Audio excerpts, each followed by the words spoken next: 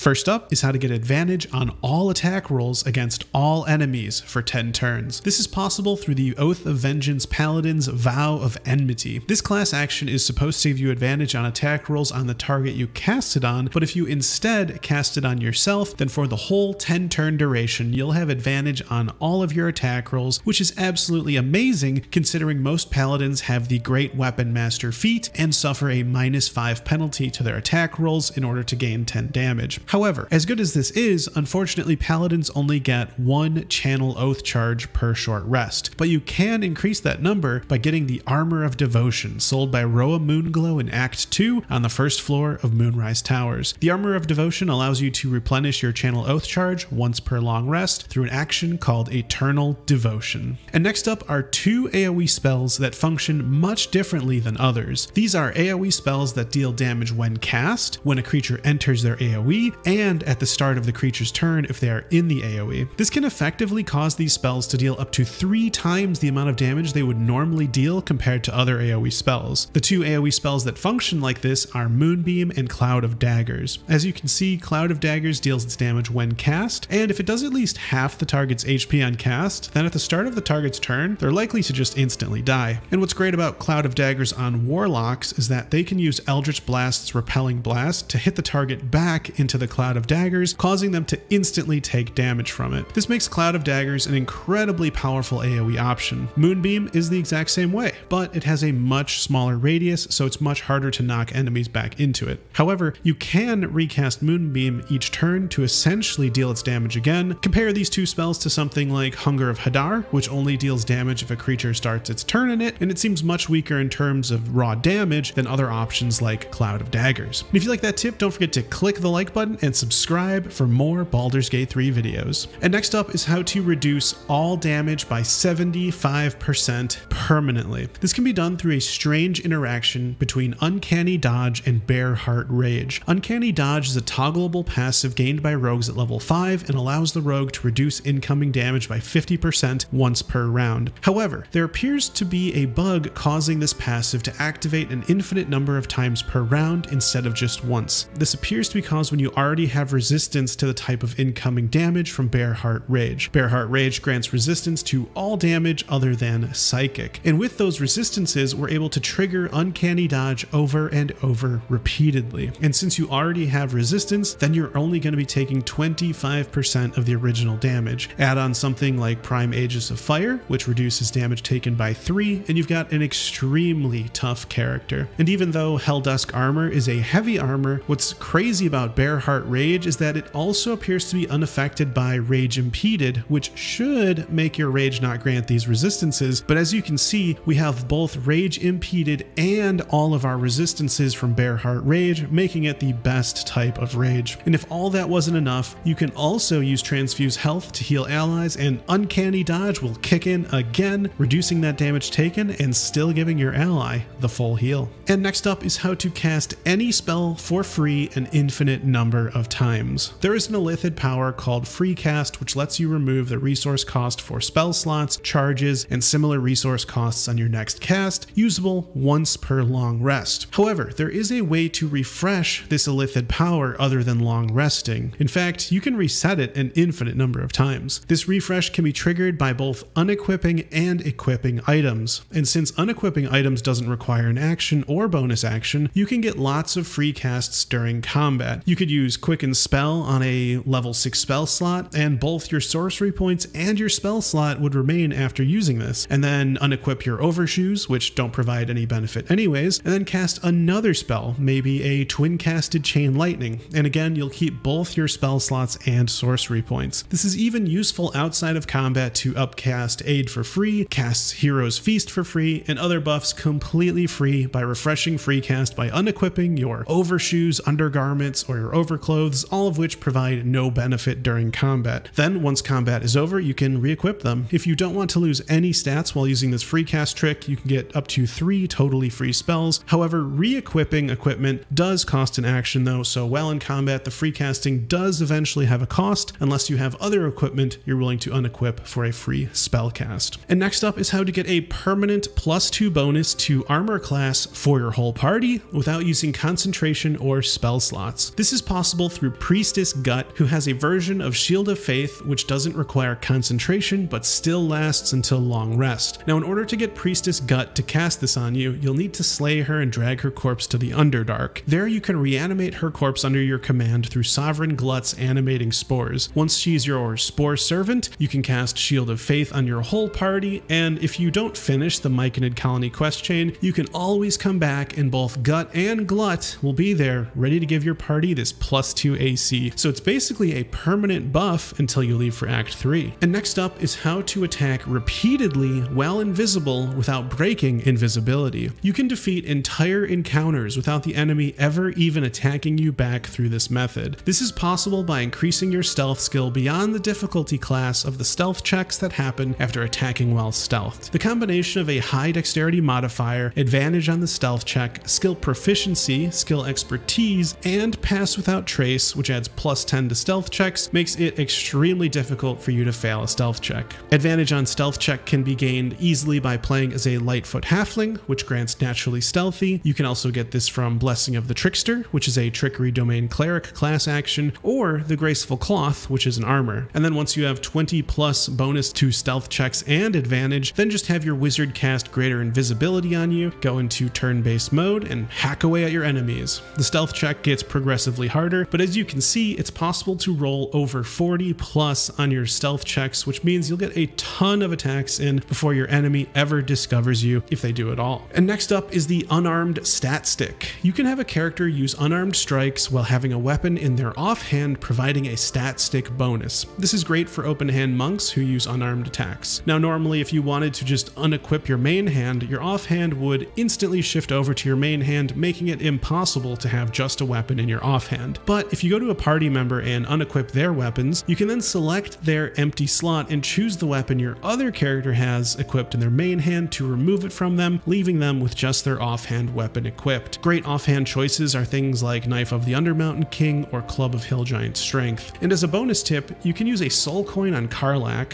which will cause her unarmed attacks to gain 2 instances of 2d4 bonus fire damage, even though the soul coin should only grant this bonus when she's raging or when her hit points drop below 25%, and this bonus lasts until long rest, which is awesome. And next up is a hidden interaction with the Amulet of the Devout. This awesome, very rare amulet grants Godswill. You gain an additional charge of channeled divinity. However, the amulet says once used, the additional charge is restored upon taking a long rest. But upon using all 3 channeled divinity charges, you can in fact restore all 3 without taking a long rest. Instead, they'll all be restored with a short rest, even though based on the item tooltip, you'd expect only 2 to be restored per long rest. This makes this amulet really great for any cleric using their channeled divinity charges, allowing them up to 9 charges per long rest when using all 3 between short rests. And last, we have how to use 3 healing potions per turn. This is possible thanks to Halo of Spores. This spell is very weak, dealing a very small 1d6 necrotic damage. However, 1d6 necrotic damage is enough for what we are going to use it for, popping open potions. And the reason this is a good use for it is because Halo of Spores costs a reaction in order to use. So if you're all out of actions and bonus actions, you can drop a potion at your feet, which doesn't cost an action, and then cast Halo of Spores on it to destroy it and get healed. So you could drink a potion as a bonus action, then use Halo of Spores to use another one. And there's even an item in Act 3 called Duelist Prerogative, which gives you another bonus action per turn, meaning you could use Halo of Spores again on a second potion, letting you get health back from up to 3 potions per turn using this method.